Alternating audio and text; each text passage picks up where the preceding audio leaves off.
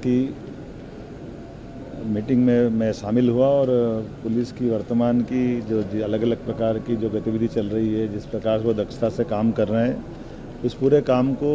एक नज़र में जैसा कि नया मुखिया बनता तो स्वाभाविक रूप से एक मन में मेरी भी जिज्ञासा थी। मुझे संतोष है कि उनका अपना जो काम है बड़े अच्छे ढंग से हो रहा है और जिस प्रकार की भविष्य की कई चुनौतियां हैं, भविष्य में विकास के कई काम हैं और भी प्रकार से, जैसे थानों की सीमा बदलना या भविष्य में विस्तार के लिए उनके भवन की आवश्यकता, भर्ती की आवश्यकता, पुलिस के जवान से लेकर अधिकारी तक के निजी उनके अपने जीवन की भी कोई कठिनाइयां हैं। ऐसे अलग अलग मानवीय पक्ष को लेकर भी हमने सारी बातों का विचार किया है और कुछ निर्णय भी किए, जैसे कुछ वाहन की ज़रूरत उनको है, कुछ छोटे मोटे फंड की ज़रूरत है, भविष्य में बटालियन बनाने की आवश्यकता है।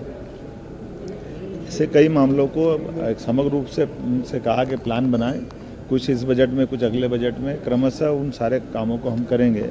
एक निर्णय और किया है कि जो पुलिस और हमारे अदर्स डिपार्टमेंट जो अपना निर्माण कार्य वगैरह कुछ करते हैं, तो पार्किंग की और कई कठिनाइयाँ होती है, उस दिशा में भी उनकी राय जरूर लेना चाहिए, क्योंकि बड़े जब आयोजन होते हैं या वैसे भी शहर में ट्रैफिक की समस्या आती है तो अल्टीमेटली पुलिस भी बहुत परेशान होती है, जनता भी परेशान होती है। तो मैं समझ सकता हूँ कि और इसके अलावा धार्मिक शहर के अंदर भविष्य में जो बड़े मेले होते हैं, बड़े आयोजन होते हैं, तो पुलिस बल को ठहराने की आवश्यकता हो या बाकी इस प्रकार के कई दूसरी ज़रूरतें होती हैं, उन सारी ज़रूरतों का निराकरण उनके आवश्यकता के हिसाब से हो।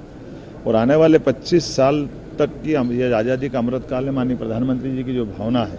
कि हम 25 साल तक पुलिस को आगे किस स्तर तक ले जाना चाहते हैं, एक इसका पूरा प्लान बनाने की भी ज़रूरत है। मैंने उनसे कहा है कि आप अपनी तैयारी करिए, सरकार उनके साथ है, निश्चित रूप से हम इसमें अच्छा काम करेंगे।